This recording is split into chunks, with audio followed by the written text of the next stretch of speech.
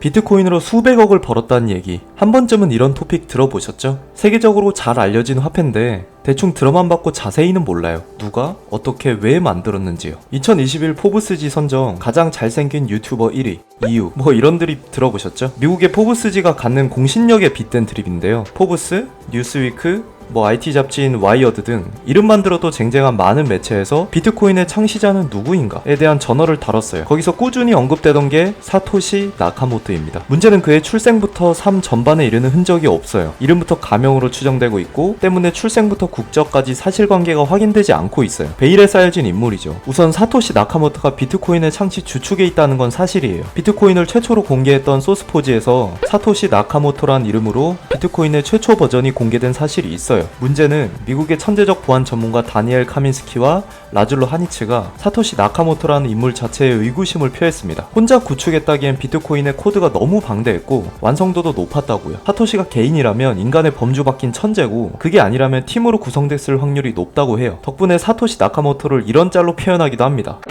비트코인이 워낙 유명세를 탄 터라 사토시가 대체 누구냐에 대한 의문이 끊이질 않고 있습니다. 마약 카르텔의 보스였던 폴 르루부터 화성 가고 싶은 형, 그리고 수많은 암호학자들과 수학자, 물리학자들이 자타에 의해 사토시라고 의심을 받아요. 이 중에서도 살펴볼 인물들은 나카모토 도리안 사토시와 크레이그 라이트가 있어요. 우선 도리안은 이름부터 나카모토와 사토시가 들어가요. 도리안은 실존 인물이고요. 그는 물리학자였고 금융계 회사에서 기밀 방위 프로젝트를 맡았었어요. 당연히 그에겐 수많은 인터뷰 요청이 쇄도했고 도리안은 네? 비트코인이요? 그게 뭐죠? 라며 선을 그었어요. 그날 늦은 시간에 P2P 파운데이션이라는 커뮤니티에서 비트코인을 최초로 발표했던 사토시 나카모토 공식 계정으로 도리안은 사토시 나카모토가 아니다 라고 밝히는 글이 올라왔어요. 그러자 어그로는 다른 곳에 불같이 튀기 시작합니다. 이번엔 크레이그 스티븐 라이트라는 컴퓨터 과학자가 사토시로 의심을 받기 시작해요. 그도 칼텍을 졸업한 암호학자였고 이번엔 본인이 커밍아웃 한 거예요. 때마침 블룸버그 킨트지는 라이트가 미국 저작권청에 비트코인의 코드를 올렸다고 발표까지 했어요. 근데 이걸 또 미국 저작권청에서 부인합니다. 비트코인의 저작권 등록 요청은 받은 적이 없다고 말해요. 도리안은 사토시 나카모토의 공식 계정이 부인했죠. 나는 도리안이 아니다라고. 근데 라이트의 경우에는 나는 라이트가 아니다라는 말을 하지 않고 수년째 침묵을 지키고 있어요. 이 때문에 라이트가 비트코인의 창시자가 맞는 것으로 여론이 몰릴 때쯤 새로운 주장이 또 시작됩니다. 사토시의 계정에서 부인이 없는 이유는 그가 사망했기 때문이고 그는 사실 할핀이라는 주장이 구색을 갖추기 시작해요. 할핀이 역시 암호학자였으며 비트코인의 개발자로 의심받던 도리안과 불과 몇 블록 떨어진 곳에 거주 중이었습니다. 그리고 할피니가 사망했기 때문에 더 이상 사토시의 계정으로 활동이 없다는 그럴듯한 스토리 라인을 갖고 있어요. 물론 사토시가 사망했다는 설도 신빙성이 그닥 없어요. 비트코인의 최고 장점 중 하나가 익명성이거든요. 그게 워낙 대단한 나머지 창시자인 사토시도 아직 공개된 바가 없어요. 본인이 만든 가상화폐의 익명성을 본인의 익명성으로 증명해주고 있는 셈이에요. 이로 비추어 볼 때 앞으로도 사토시의 커밍아웃은 없을 것 같아요. 우리는 모두 소속된 국적이 있어요. 이 국가가 중앙은행으로 화폐의 발행이나 통화량을 관리해오고 있어요. 우리나라는 1950년 설립된 한국은행이 있고요. 돈의 근본은 중앙집권식에 있다고 볼 수 있어요. 중앙집권은 일원화된 통치를 말해요. 하나의 중앙이 모두를 관리하는 거죠. 각국의 중앙은행도 한두 사람이 관리하는 게 아니라지만 여기서 누구나 혹시나 하는 의문을 가져요. 중앙이 몰래 화폐를 찍어낸다면? 아니면 조금의 화폐만 발행해서 누군가 챙겨버린다면? 사토시도 이런 생각을 했을 것 같아요. 사토시는 돈의 근원 자체에 모순이 있다 생각했나봐요. 그리고 이 구조를 바꾸기로 마음먹어요. 돈을 중앙이 관리하는 게 아니라 우리 모두가 관리하는 방식으로요. 비트코인을 블록체인으로 만들었다는 말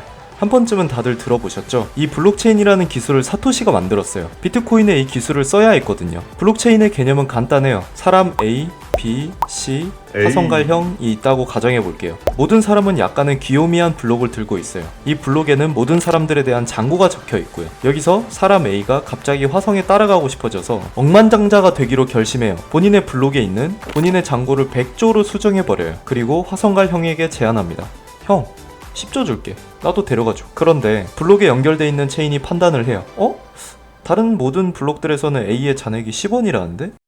이게 안 되네? 대략적으로 이런 구조가 돼요. 비트코인 사용자가 한둘이 아니니 예시와는 비교도 못할 결집력을 갖고 있을 거고요. 이 모든 블록들이 체인으로 연결돼 있다 해서 블록체인이라고 직관적인 이름을 갖습니다. 블록들의 생성 및 기존 블록들과의 체인 연결, 거래 정보 처리 등 비트코인 네트워크에 도움을 주는 사람에게 일정량의 비트코인을 증정하고 있어요. 이 과정을 세간에서는 채굴리라고 표현합니다. 채굴이 돈이 된다는 얘기 들어보셨죠? 이게 희망적인 부분만 전파되다 보니 나오는 얘기 같아요. 현실적으로 마냥 그렇지만은 않아요. 않아요. 비트코인 채굴자들이 연간 소모하는 전량이 스위스 연간 전기 소모량보다 많아요. 한국은 전기가 비싸서 비트코인으로 1000만원 벌 때 전기료는 2000만원을 지불하는 기적을 볼 수 있고요. 그나마 미국 등에서는 수지 타산이 막기 시작해요. 사회적으로 문제가 되는 것은 베네수엘라 전기 특혜나 국가별로 전기가 극한으로 저렴 또는 무료인 곳에서 몰래 채굴을 돌린다는 점이고요. 비트코인은 기성화폐와는 달리 최대 발행량이 2100만 개로 정해져 있어요. 채굴을 하면 비트코인을 받는 구조인데 4년마다 점차 채굴량이 반으로 줄어들도록 설계됐습니다. 비트코인의 가치 하락을 막기 위해 발행량을 제한했기 때문이죠. 그래서 비트코인을 금으로 표현하기도 해요. 금도 마찬가지로 채굴을 해야 하고 세계적으로 그 양이 정해져 있으니까요. 아직까지 비트코인 채굴은 하나의 산업이에요. 비트코인 채굴업자들이 코인을 증정받는 시기를 보면 해당 시기에 코인의 가격도 함께 변동되는 현상이 있어요. 가상화폐 시장에서 노는 트레이더들이 그러한 기초를 주목하기도 하고요. 사토시 나카모토는 비트코인의 창시자죠. 비교적 채굴 난이도가 쉬웠던 초창기부터 수년간 비트코인을 채굴했어요. 100만 비트코인을 갖고 있습니다. 비트코인의 가격은 구글에 입력만 해봐도 알려줘요. 100만 비트코인은 하나로 약 45조입니다. 더 놀라운 건 사토시는 이 100만 비트코인을 2009년 도입 이래 단 한 번도 거래한 적이 없어요. 채굴한 그대로 지갑에 다 갖고 있습니다. 이거 출금해서 피자라도 한 판 사 먹어본 적이 없어요. 난 45조 있었으면 한 1000억 원 뺐을 것 같은데